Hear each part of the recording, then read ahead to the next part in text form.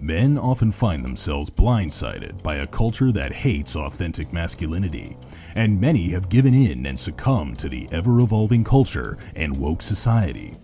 But not us. We are the Remnant, faithful Catholic men from 3 different generations who reach through the radio to tackle current events that challenge our wills and empower the practice of the Catholic faith through thought-provoking discernment and prayer. So, if you're feeling overwhelmed and bombarded, it's time to turn your radio up and join us for The Remnant on the Carolina Catholic Radio Network. Hello, everybody, and welcome to The Remnant here on the Carolina Catholic Media Network. My name is Bill Snyder. It's great to be with you today, as always. I am joined by my good friend Ray Haywood and his son Nicholas Haywood. It's great to have Nick on board for this episode, and I want to take a brief moment and remind you that the Remnant show is sponsored by the Fraternity of St. Joseph Men's Group. You can visit fsjjourneyman.com to review the easy-to-follow resource documents and consider starting a chapter of the FSJ Men's Group in your own parish today. But without further ado, let's welcome our new host, Nicholas. How are you? Thank you so much for being a part of the Remnant. Absolutely, Bill. It's good to see you guys. Yeah. For our listeners, give us a little brief introduction about yourself. Sure. So name's Nicholas Haywood. My father's Raymond. Happy to be here. I have my bachelor's degree in politics from Belmont Ivy College here in North Carolina. I went for my master's degree at the University of Dallas over in Irving, Texas. I'm a teacher over at Christ the King High School over in Huntersville, North Carolina. And just happy to be here. Awesome. Thank you so much for sharing with us and being here to challenge men. That's what this show is all about, challenge men. Absolutely. And today we're going to be talking about rights versus duty, which is an interesting topic. And it's one I think that really is constantly surrounding us as Catholics. The reason why I say that is because we hear a lot of this language in the Mass, and I kind of want to pull it up for you. I want to read to you one of the most common Eucharistic prayers, or the preface to one of the most common Eucharistic prayers. You probably know it by heart. You probably hear it all the time. But just to refresh our memory, this is what we say and what the priest says in preface of the second Eucharistic prayer. Of course, it begins with, "The Lord be with you and with your spirit. Lift up your hearts." We lift them up to the Lord. "Let us give thanks to the Lord our God." And then the people reply, the congregation replies, "It is right and just." The very next sentence says, "It is truly right and just, our duty and our salvation." Right? So we've just hit on all of these words, all of these buzzwords that we're going to be talking about tonight within the first 3 sentences of the Eucharistic prayer preface of Eucharistic prayer number 2 in the Roman Missal. So let's unpack this just a little bit, right? We're going to talk about rights, and we hear what the secular meaning of rights is, right? Like, it is my right to free speech. It is my right to have X, Y, and Z, a clean home and a nice place for my son to walk and grow up in. These are all rights that we possess. But when we begin to talk about duties, what is the difference, right? What is the difference between a right and a duty? Well, a duty, it is to have an element of service, right? Rights are something that is inherent, that we possess, but a duty is a service. And it is a duty for us to do certain things in our faith. We have a calling in our faith to serve God, right? Like when you listen to this Eucharistic prayer, it is our duty and our salvation. I love that those two are connected, right? When you serve God, to worship you, what does it say? Let's look at that again. It is our duty and salvation, always and everywhere, to give you thanks, Father most holy. to give you thanks, to worship you, to adore you, right? Like this is the duty, and it's tied directly to our salvation. If you worship God, it's our duty to worship. It's our duty to give him thanks. And if we do these things as men, then it is connected to our salvation, right? When we don't do those things, when we fall down on our duties as men and we just lean back on our rights, right? We lean back, well, it's my right to, be employed. It's my right to have this. It's my right to have that. And I'm going to take without the giving part, the duty to serve, the duty to lift up. Like that to me is where this whole topic, begins and ends. This surrounds us every single Sunday. For those who are used to hearing the Eucharistic prayer number 2, it's certainly the most common in my diocese, right? The Archdiocese of Milwaukee, where I live and reside, almost every single Sunday, my priest at our parish uses this prayer. And you go to another, parish for Mass, I hear this every single Sunday, and it reminds us that it is our duty to worship God, and all the other rights that we possess, or that are given to us, right? Like we can talk about some really important rights, and we should tonight, right? Like the right to life, the right to free speech, the right to all these things that are inherent to our being, the kind of things that we get to take and lean back on. But without serving, without putting that service out there, it's not, how do I want to say it? It's just kind of like coasting through life and saying, I'm entitled. We have to stop the I'm entitled thing and begin to serve. So those are my thoughts. Ray, how about you? So, yes, our topic tonight is rights and duties. And if we do them well, then we get covered in grace and we get blessings. And I have a blessing tonight. I'm doing this show with my son, Nicholas, my oldest son. It's truly a blessing for me to be here with him. But I'm going to go into the rights and duties off of a meeting that we had back in January in the Fraternity of St. Joseph men's group.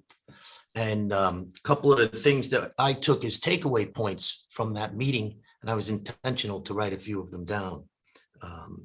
So when Nicholas decided the topic for tonight's show, I was able to go out and get my notes and just, fill in the blanks here. And some powerful stuff I wrote down. So rights are connected to duties. They are connected by responsibilities. We should look at them as gifts that can be taken away at will in our fallen humanity if we lack good intent in our application. Think about that, right? Rights and duties are not meant to conflict. So these are the comments that I'm writing down as we're talking about this at the men's group meeting. Awareness was placed on different areas of our lives where rights and duties are commonly found. And there were 4 key areas mentioned, which were politics, society, economy, and religion. And this was mentioned by Father Raymond. And he said religion last intentionally because he emphasized that religion is what's supposed to guide all of our rights and duties. So it was mentioned that people claim their rights, but very rarely do you hear anyone state their duties, right? And that conflict comes when rights and duties are mixed up in our questionable morality. Rights and duties are often based on beliefs and values. These may be socially defined, both generically or within a certain social context. The sense of having rights can be woven into us in our formative years when parents are too generous. Let's think about that for a minute. How many parents are too generous? And then we have this entitlement that Bill was just hitting on. And then we have people that feel as though they have rights to things that they don't have rights to.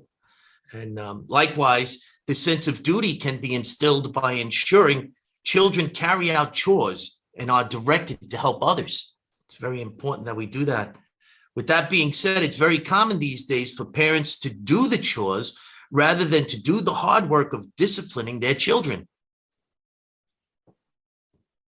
I assure you that this approach comes at the expense of a peaceful resolve for all involved.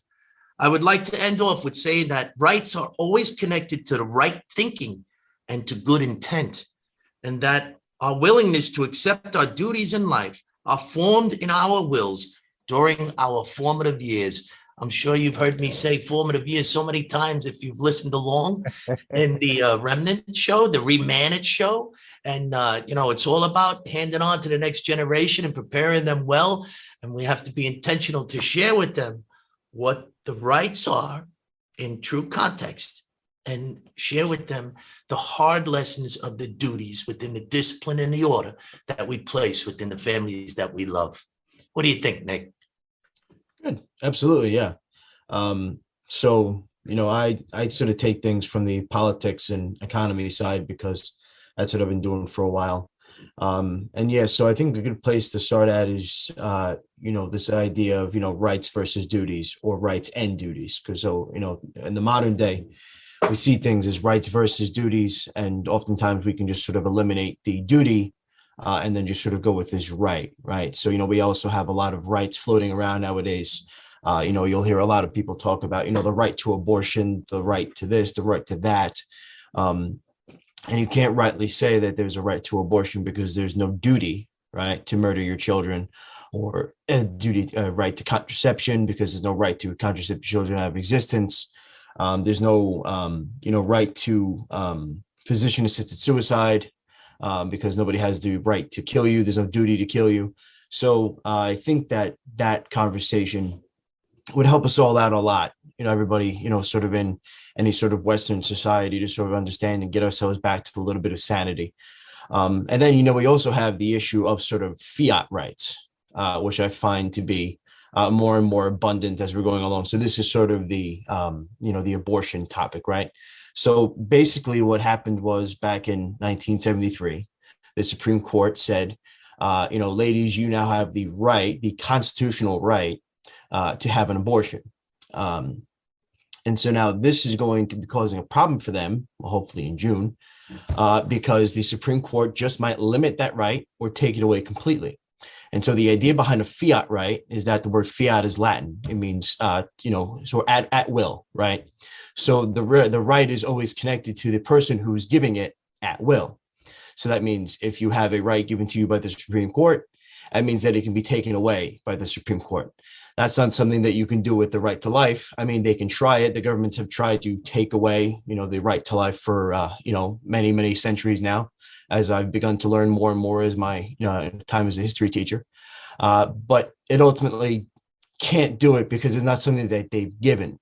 When it comes to something like that, or, certain other rights, you might say, certain defense rights or things like that, it's a little bit more dicey.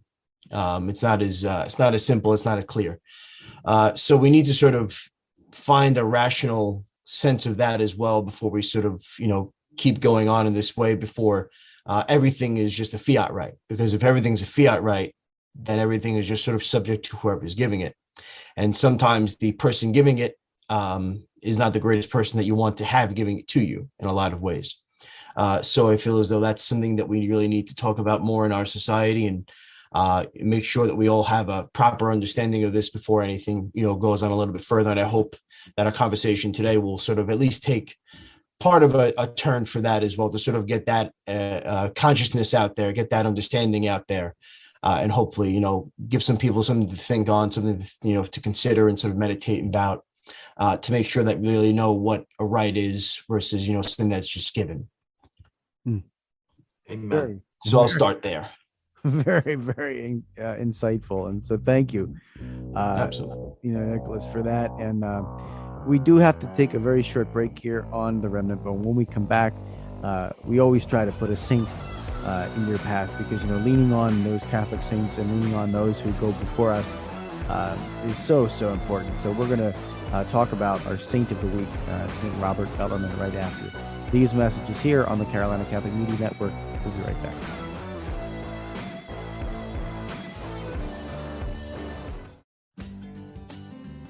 Today, many students go to college with numerous questions about their faith.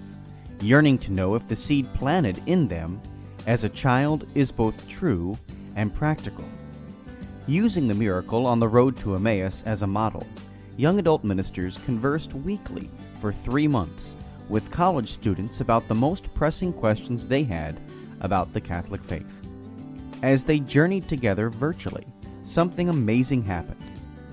Doubts disappeared, fears faded, and Jesus revealed that He is still alive. Hearts Burning Within Us, the latest book from Patchwork Heart Ministry, is a result of that grace-infused conversation. It is the perfect back-to-school gift for recent high school graduates and current college students. Get your copy for them today at patchworkheart.org or by calling 424-704-3278. That's 424-704-3278. Hello, my name is Ray Hayward, and I'm coming to you today to speak to you about the Fraternity of St. Joseph Men's Group, a men's group that was started under the leadership of Father Matthew Card by the intentional men of the parish of St. Thomas Aquinas here in our Diocese of Charlotte, North Carolina. In our first efforts, we were asked if we would model our men's group in a way that other parishes could simply follow. With that intent in mind, we created the FSJJourneyman.com website. On that website, you can find all that is needed to create your own chapter of the Fraternity of St. Joseph Men's Group in your parish, as well as resource documents that we are intentionally placing into our faith community. We hope that you will step closer to the path and to each other in the just model of St. Joseph as you consider creating your own chapter of the Fraternity of St. Joseph Men's Group.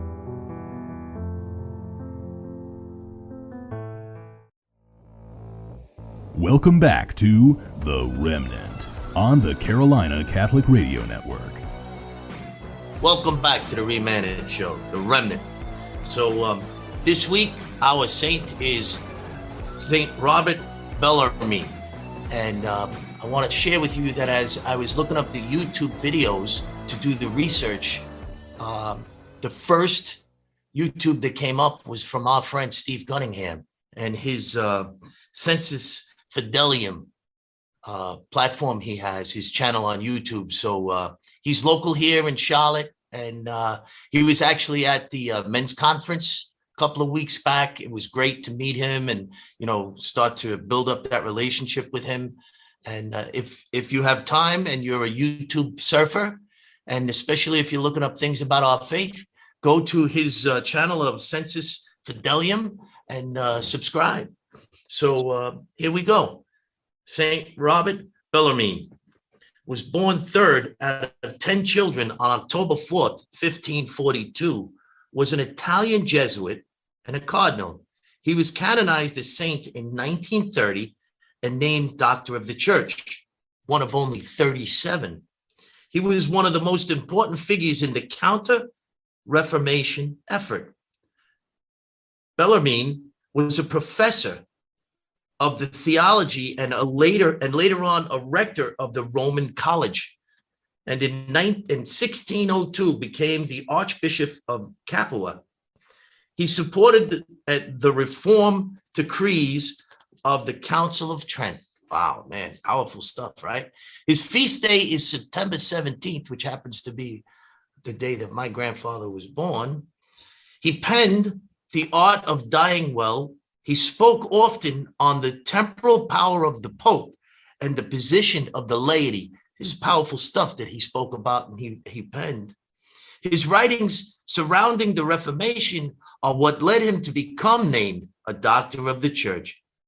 So with all that he did, his life, there's so much more I could get into, but I could state that he truly understood his duties in handing on apostolic succession for future generations of Catholics.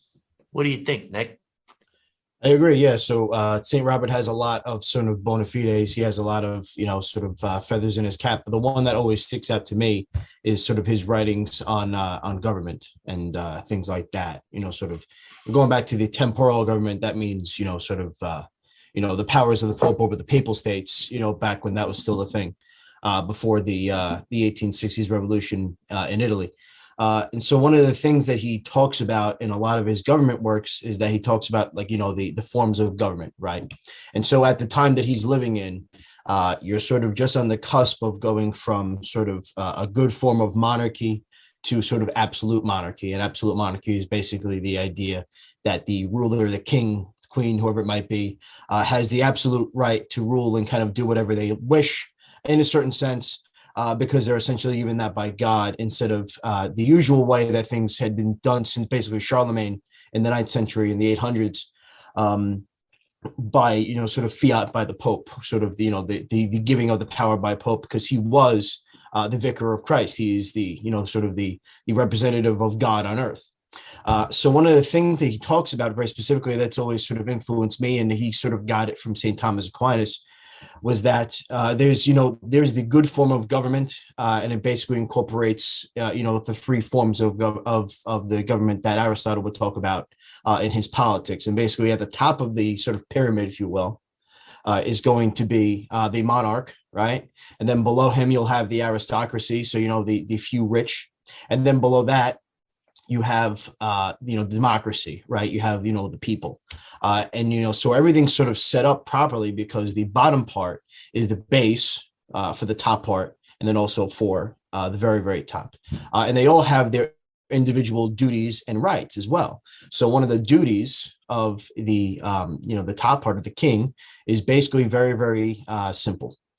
He's going to give you defense. He's going to protect the realm. He's going to do all the things that he really should be doing as king, but he's not going to, sort of overstep those bounds, try to take over the rights and duties of the aristocracy, because the aristocracy is that one level closer to the people.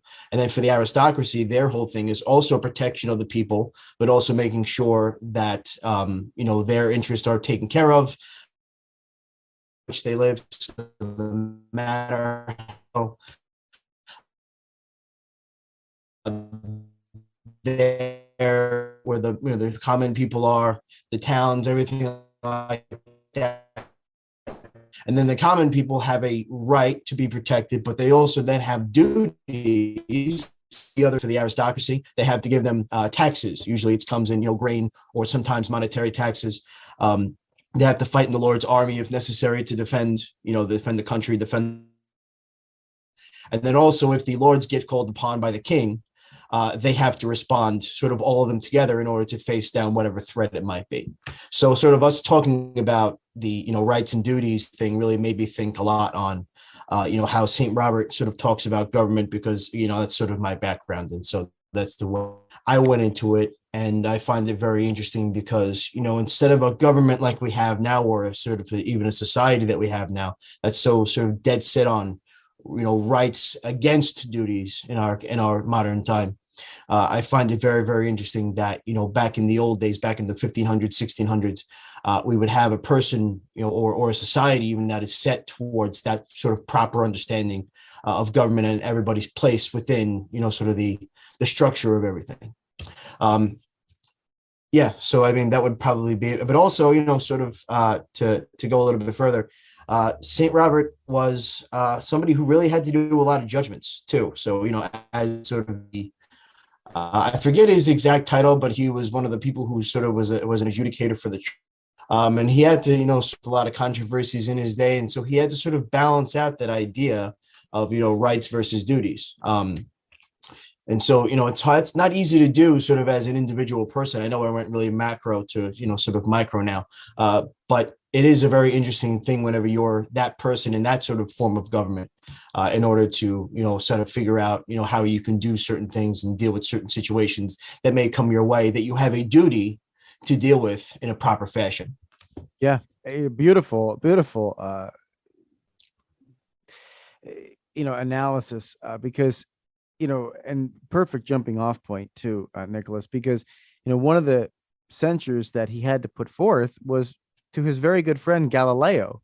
Galileo was a good personal friend of St. Robert Bellarmine, and there was a controversy surrounding some issues with science and him, and he had to actually formally censure his friend.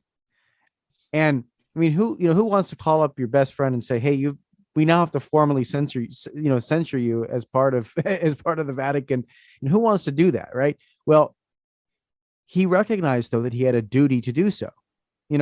Regardless of his friendship, he had to say, I've got to censure you.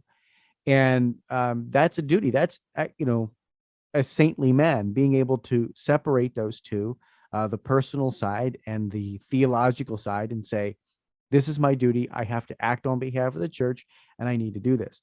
Another thing that I think moves him into that saintly category, of course, is the fact that he was an amazing spiritual director to another saint, Saint Aloysius Gonzaga. Saint Aloysius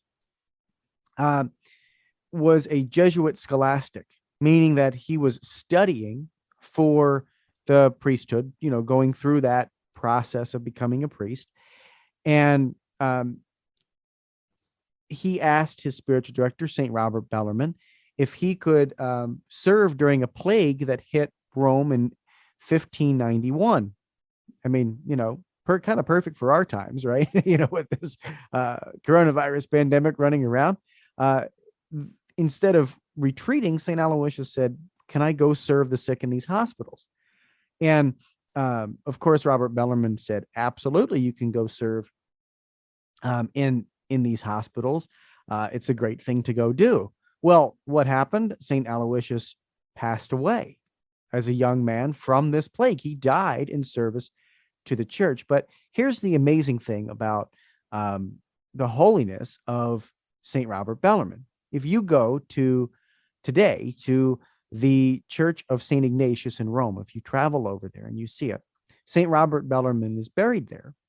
He requested that he be buried next to St. Aloysius Gonzaga. Now, if you look at this, the stature of somebody like Robert Bellarmine, who was a cardinal, he had all of this, authority that we just talked about, all of these responsibilities and rights. He could have had a much more positioned space for his burial. He could have had his own church. He could have had all of his own things, right? Because he truly was an influential person in our church. He's one of 37 doctors of the church at the time he was canonized. So you look at all of this, but he said, I want to be buried next to this young man who died who died in a saintly way, giving up his life for the church. That is such humility. It is beauty. And that right there goes to show us and goes to remind us those two things I talked about earlier. It is our duty and our salvation, right? That we hear those two words and they're connected together. Duties are intimately tied to our salvation, right? And when we implement, like Robert Bellarmine, and we live forth the duties that are our responsibility in life, as Ray talked about, right? Those responsibilities in life, those duties, when we carry them out, it is tied into our salvation. And so I just think it's a great saint to reflect on. Again, not a person I knew a ton about coming into the episode, but man, when you sit down and you read about his life, it's transformative. Lastly, I want to leave you with my ReMENant challenge. And I will say that what I would like you to do this week is, with the priest this week, try and do your best to drown out all the noise in the church and listen to the Eucharistic prayer with your whole heart. It's one of the hardest things to do, especially if you're a young dad or something, you're trying to wrangle your kids or whatever, but do your best to bury your head in your hands, kneeling there, and listen to the words of the Eucharistic prayer. Listen to that and pray it with the priest, right? And participate in those words. It is our duty and our salvation, because it will lift you up. So, Nicholas, how's your ReMENant challenge this week? So, for my first ReMENant challenge, I would like to offer you guys this. read the first part of St. John's Gospel, and also consider possibly reading some part of the Socials and Encyclicals of the Church. Those are really good for really sort of understanding ourselves and, sort of the church and society, entire sort of social structure of salvation history. And so if you can read those and really get a good grasp on those, you'll have a better understanding of what justice is toward your fellow man. And hopefully we'll get back to that sort of that proper idea of rights and duties. So that's my challenge for you guys. Read St. John's Gospel, preferably the first part, and then also read some part of maybe Rerum Novarum or Centesimus Annus, one of the social encyclicals. Awesome. So my ReMENant challenge this week is going to be a little bit of a different spin. I'm going to share an example of a leading man, an intentional man that I'm getting to know at our parish of St. Thomas Aquinas. His name is Dan Alhout. I hope I said his last name correctly. But what Dan does is every second Saturday of the month, he gathers men together to pray outside of the Latrobe abortion mill here in Charlotte. And the last gathering that I went to, I found out something about Dan that spoke to me. And it's that he has 3 grown sons that live together. But not only do they live together, but they also work together. So when I heard this, I went over to Dan and I said, Dan, I understand that your sons live together, but not only do they live together, they work together. So he looked at me like, yes, so? I think that that's a true testament to his fatherhood, to not only to him, but his parenting, the parenting in his house, the way that family is raised, unbelievable. His response, I say so many times, you've heard me say in the past, the most important part of any conversation is what's not being said. So Dan's response to me that day spoke loud and clear to me that in his home, it's expected that everybody's going to get along and that living together would be normal and getting along in a work environment would be just the norm for that family. It's pretty wild. And it's one of the things that I think that we could all set a bar to in the way that we approach our families. If we think like me personally, I did a pretty good job as fathering. You've got to meet my son, Nicholas, right? I don't know if I fathered well enough where my 2 sons would live together. I just don't think it's possible.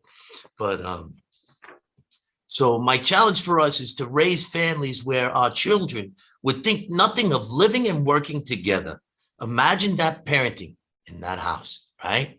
So I also want to extend an invitation from Dan for anybody who would like to join him. And I've actually witnessed his sons shouldered up to Dan on any Saturday, second Saturday, 8:30 a.m. in front of the Latrobe abortion mill here in Charlotte. And, when he asked me to mention this, not only to the ReMENant audience, but also to the men's group, he said to me, share my email. And I want to tell you what his email is. His email is dad@bunchofkids.net. Isn't that awesome? What an awesome email address. And it just, again, it's a testament to Dan and the man that he is. I could imagine what it's like to grow up in his household. That's so beautiful. Wow, it's awesome. Wish I had that email address, folks. But anyway, I hope that you have a wonderful rest of your week. Big thanks to both Nicholas and Ray for joining us here on the ReMENant and on the Carolina Catholic Media Network. But may God bless you and your families until we meet next time. Thank you for joining the ReMENant today. For more information about us, email theremnantshow@gmail.com. That's the ReMENant show@gmail.com.